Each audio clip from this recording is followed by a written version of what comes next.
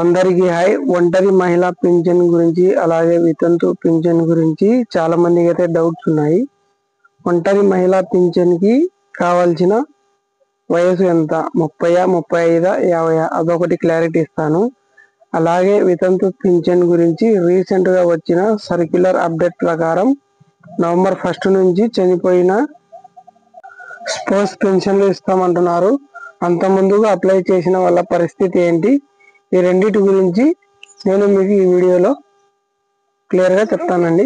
So వీడియోలోకి వెళ్ళిపోయే ముందు మన ఛానల్ ఎవరైనా ఫస్ట్ టైం చూస్తుంటే లైక్ చేయండి, అలాగే సబ్స్క్రైబ్ చేసుకుని మీరు లైక్ చేయడం వల్ల ఈ సమాచారం అనేది మరికొంతమందికి వెళ్తుంది అనమాట. సో లేట్ చేయకుండా మనం వివరాల్లోకి వెళ్ళిపోదాం. ఒంటరి మహిళా పింఛన్ అనేది 30 నుంచి 35 గ్రామీణ పట్టణ ప్రాంతాలలో ఉన్నటువంటి మహిళలకు ఈ పింఛన్ అనేది గత జీవో ప్రకారం ఇచ్చేవారండి. కొత్త జీవో ప్రకారం అయితే గ్రామీణ అయినా పట్టణ ప్రాంతాలైనా ఎవరైతే 50 సంవత్సరాలు దాటిన వారు ఉన్నారో వారు అర్హులు అన్నమాట. ఒంటరిగా ఉండి ఎవరైతే 50 సంవత్సరాలు దాటి ఉన్నారో ఆ మహిళలు మాత్రమే అర్హులు. వీటిని 2 సపరేట్ కేటగిరీ కింద ఉంటుందండి. ఒంటరి మహిళల్లో ఎవరైతే డైవర్స్ తీసుకున్నారో డైవర్స్ యొక్క సర్టిఫికేట్ కావాలి, అలాగే 1 సంవత్సరం పాటు దూరంగా ఉండాలి.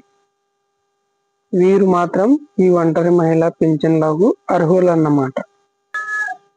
రెండోది వచ్చేసి ఎటువంటి పెళ్లి అవ్వలేదు, అలాగే ఫ్యామిలీ సపోర్ట్ లేదు, అలాగే ఒంటరిగానే ఉన్నారు, వారు మాత్రం ఎంఆర్ ఆఫీస్ నుండి తీసుకొచ్చిన సర్టిఫికేట్ మహిళ అనే సర్టిఫికేట్ ఉంటుంది.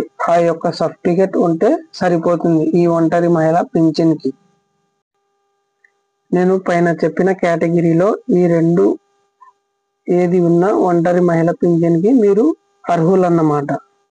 ఈ ఒంటరి మహిళా పింఛన్ కు అప్లై చేయడానికి కావాల్సిన డాక్యుమెంట్ మొదటిది వచ్చేసి ఆధార్ కార్డుకు ఫోన్ నెంబర్ లింక్ అయి ఉండాలి. రెండోది వచ్చేసి ఆధార్ కార్డు ఉండాలి. మూడోది వచ్చేసి ఈ రేషన్ కార్డు ఉండాలి. నాలుగోది క్యాస్ట్ ఇన్కమ్ కూడా ఉండాలి. అలాగే ఆధార్ కార్డ్ అప్డేట్ హిస్టరీ ఉండాలి. అలాగే ఓటర్ ఐడి ఉండాలి. వీటి వరకు మాత్రం ఇవి తప్పనిసరి ఒంటరి మహిళ పెన్షన్లకు అప్లై చేసుకోవడానికి. ఇవి కావాల్సిన డాక్యుమెంట్స్ అన్నమాట. నెక్స్ట్ వచ్చేసి వితంతు పింఛన్. సో వితంతు పింఛన్ రీసెంట్ గా వచ్చిన సర్క్యులర్ అప్డేట్ ప్రకారం నవంబర్ 1, 2024 తర్వాత ఎవరైతే పింఛన్లు తీసుకుంటూ ఎవరైతే చనిపోయారో వారి యొక్క పింఛన్లు అనేది తమ యొక్క భార్య అయిన వారికి ట్రాన్స్ఫర్ చేయడానికి స్పోర్ట్స్ పింఛన్ అని అంటారు. ఈ యొక్క ప్రాసెస్ ను మాత్రం రాష్ట్ర ప్రభుత్వం రిలీజ్ చేయడం అనేది జరిగింది. ఈ సంవత్సరం నవంబర్ 1, 2024 నుంచి ఎవరైతే పింఛన్లు తీసుకోలేదో వారి యొక్క విమర్శలో డెత్ అని పెడితే వారి యొక్క పింఛన్ అనేది నెక్స్ట్ మంత్ నుంచి ఎవరైతే చనిపోయారో వారి యొక్క భార్యకు ఈ పింఛన్ అనేది మంజూరు చేయడం జరుగుతుందన్నమాట. ఈ వితంతు పింఛన్ కి కావాల్సిన డాక్యుమెంట్స్ మొదటిది వచ్చేసి ఆధార్ కార్డుకు ఫోన్ నెంబర్ లింక్ అయి ఉండాలి. రెండోది వచ్చేసి ఆధార్ కార్డు ఉండాలి. మూడోది వచ్చేసి రేషన్ కార్డు ఉండాలి. నాలుగోది వచ్చేసి క్యాస్ట్ ఇన్కమ్ కూడా ఉండాలి. అలాగే ఈ ఆధార్ అప్డేట్ హిస్టరీ కూడా ఉండాలి. అలాగే ఓటర్ ఐడి కూడా ఉండాలి. ఇంతవరకు మాత్రం ఇవి తప్పనిసరి వితంతు పింఛన్లకు అప్లై చేయడానికి. వితంతు పింఛన్ గురించి అలాగే ఒంటరి మహిళ పింఛన్ గురించి ఇది అన్నమాట ఈ వీడియో. ఈ వీడియో మీకు నచ్చినట్లయితే లైక్ చేయండి, షేర్ చేయండి, కామెంట్ చేయండి, అలాగే సబ్స్క్రైబ్ చేసుకోండి.